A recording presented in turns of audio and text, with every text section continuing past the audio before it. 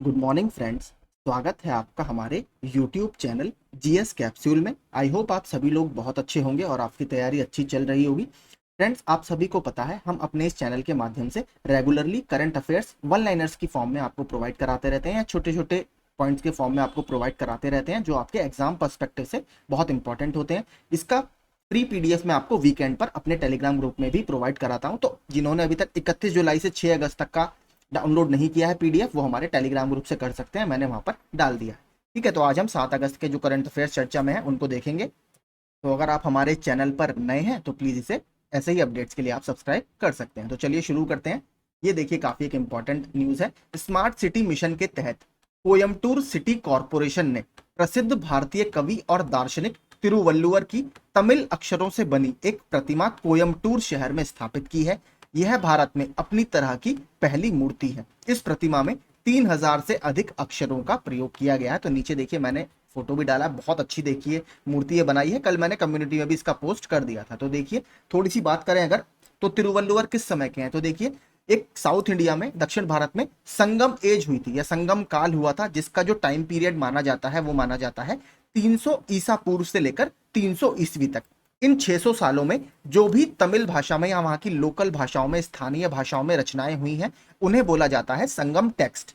यानी संगम भाषा के जितने भी संगम काल के दौरान जितने भी हमने रचनाएं की तमिल भाषा में, उनको संगम टेक्स्ट बोल दिया जाता है। और संगम टेक्स्ट देखिए शब्द निकलकर कहां से आया है, तो साउथ इंडिया में आपने एक वंश सुना होगा, पांड्य राजा। तो पांड्य जो राजवंश था, उनके पेट्रोनेज में यानी उनके संरक्षण में 3 तमिल संगम हुए थे। यानी वहां पर 3 तमिल भाषा के, आप कह सकते हैं, जो जितने भी व्याकरण थे, जो एक्सपर्ट्स थे, उनका एक संगोष्ठी होती है 3। उन 3 में अलग अलग रचनाएं होती हैं। तो उन 3 संगोष्ठियों में जो भी रचनाएं हुई, उन्हें हम मिलाकर संगम टेक्स्ट से संबंधित रचनाएं मानते हैं। तो देखिए, पहली जो संगम हमारा हुआ था वो मदुरई में हुआ था। दूसरा संगम कपाडपुरम में हुआ था। तीसरा संगम भी हमारा मदुरई में हुआ था। तो देखिए, जो तिरुवल्लुवर है, तिरुवल्लुवर जी को दार्शनिक माना जाता है। इनकी एक किताब है थिरुकुरल। ठीक है, याद रखिएगा, थिरुकुरल इनकी किताब है।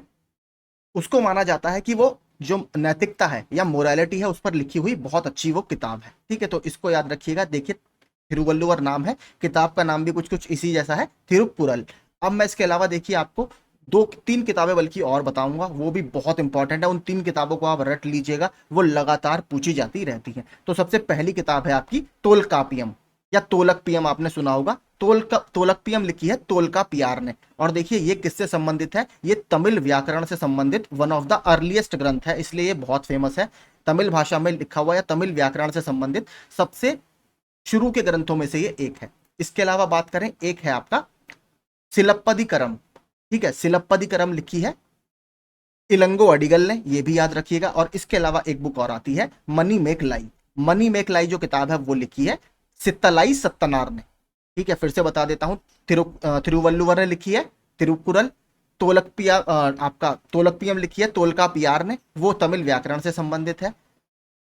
इलंगो अडिगल ने कौन सी लिखी है, सिलप्पदिकरम। और मनी मेकलाई किसने लिखी है, सित्तलाई सत्तनार ने। तो ये सभी आपके तमिल भाषा से संबंधित हैं। और यहाँ पर अभी कहां पर स्थापित की गई है, कोयम्बटूर में, हमें यह भी याद रखना है। इसी तरह देखिए, स्मार्ट सिटी मिशन के तहत ही श्रीनगर में अमित शाह ने बलिदान स्तंभ की अभी आधारशिला रखी थी, वो भी याद रखिएगा। इसके अलावा अमित शाह ने आंध्र प्रदेश के कुर्नूल के मंत्रालय विलेज में 108 फीट ऊंची श्री राम की प्रतिमा की भी आधारशिला रखी है, इसको भी याद रखिएगा।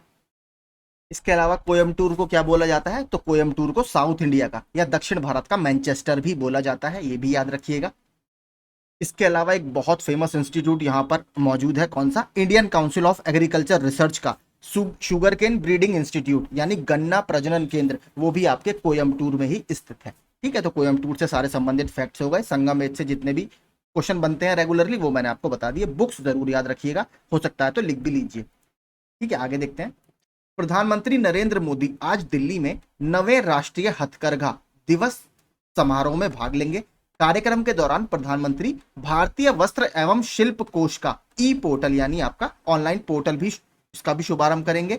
कपड़ा और शिल्प का एक भंडार जिसे राष्ट्रीय फैशन प्रौद्योगिकी संस्थान यानी national institute of fashion technology NIFT द्वारा तैयार किया गया है। तो आपका भारतीय वस्त्र एवं शिल्प कोष पोर्टल का उद्घाटन आपसे पूछे कि कौन करेगा, तो नरेंद्र मोदी जी आज इसका उद्घाटन कर देंगे।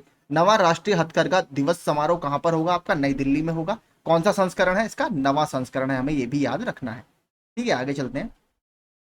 इसके अलावा एक इंपॉर्टेंट, आंध्र प्रदेश के पुट्टुपर्ती में नरेंद्र मोदी जी ने एक उद्घाटन किया था। किसका? साईं हीरा ग्लोबल कन्वेंशन सेंटर का नरेंद्र मोदी जी ने पुट्टुपर्ती आंध्र प्रदेश में उद्घाटन किया था, इसको भी याद रखिएगा।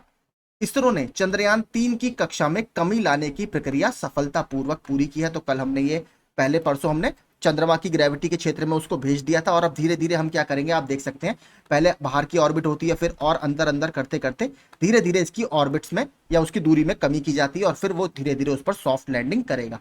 तो अब हमने चंद्रयान 3 की जो कक्षा में कमी लाने की प्रक्रिया कल पहली बार पूरी कर ली। अगला जो मैनूवर किया जाएगा वो 9 अगस्त को किया जाएगा, और 23 अगस्त को माना जा रहा है कि ये लगभग 23 अगस्त के आसपास चंद्रमा पर सॉफ्ट लैंडिंग करेगा, अगर उसे जगह ठीक मिलेगी तब।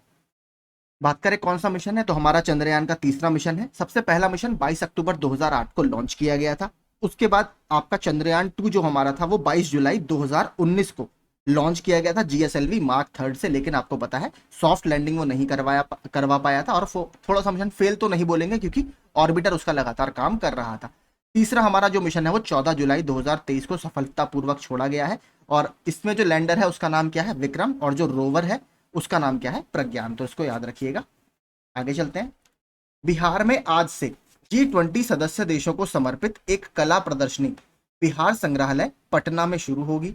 2 महीने तक चलने वाली इस प्रदर्शनी का शीर्षक क्या है? टुगेदर वी आर्ट है। तो ठीक है, कहां पर आपकी कला प्रदर्शनी आयोजित की जाएगी? बिहार में। बिहार के अलावा एक अभी टाइगर रिजर्व बिहार का और चर्चा में है, नीचे मैंने डाला है, वो भी काफी इंपॉर्टेंट है। राष्ट्रपति द्रौपदी मुर्मू जी ने तमिलनाडु के राजभवन में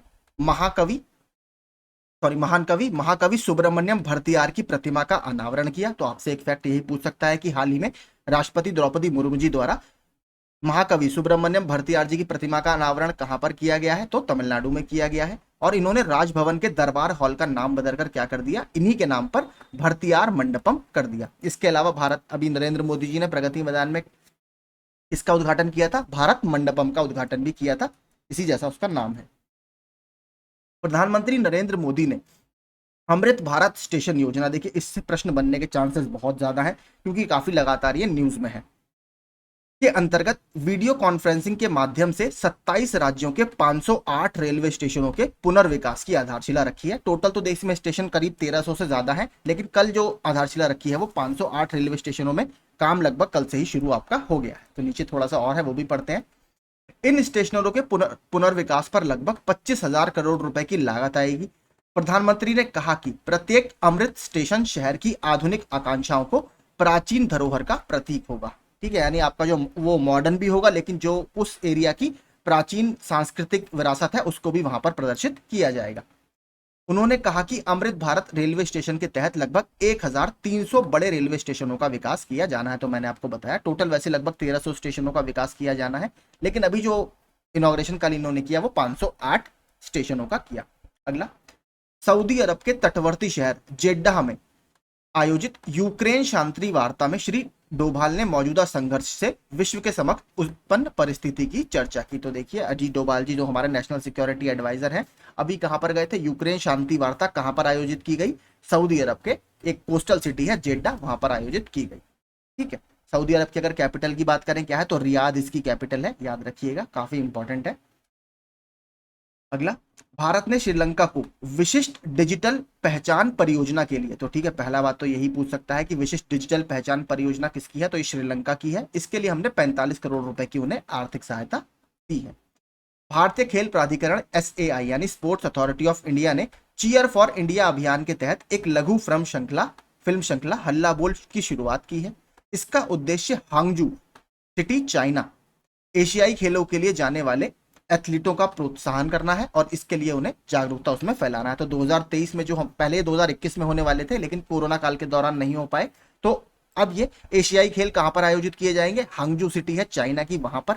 इसके अलावा चाइना में देखिए अभी एक और गेम चल रहा है, मैंने कल डाला था, क्या डाला था, जो वर्ल्ड यूनिवर्सिटी गेम्स हैं, विश्वविद्यालय खेल जो है वो भी आपके चेंगडू चाइना में आयोजित इस समय किए जा रहे हैं। भारत वर्तमान में उसमें चौथे स्थान पर है। 8 अगस्त तक वो चलेंगे तो मैं आपको फाइनल टैली बताऊंगा कि भारत उसमें कौन से स्थान पर रहा। तो याद रखिएगा, एशियाई खेल 2023 में हांगजू सिटी चाइना में आयोजित किए जाएंगे। वर्ल्ड यूनिवर्सिटी गेम्स अभी चल रहे हैं, वो चेंगडू चाइना में चल रहे हैं।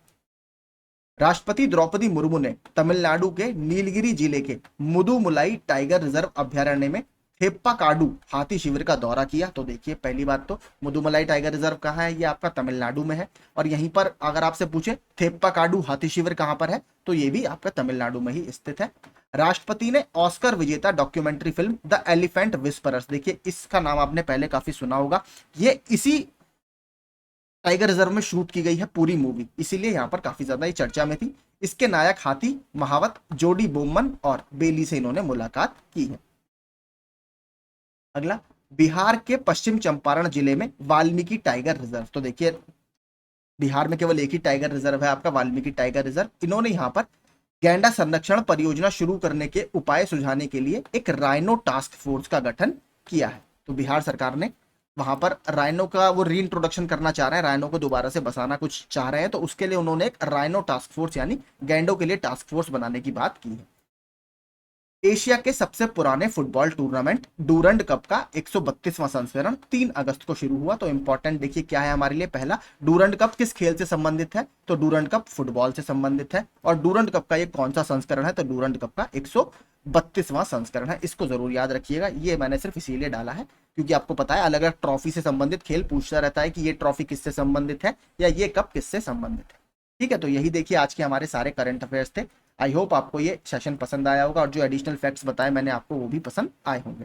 तो ऐसे ही अगर आपको करंट अफेयर्स पसंद आते हो तो हमारा चैनल आप सब्सक्राइब कर सकते हैं। मेरी तरफ से आप सभी को all the best. Thank you so much.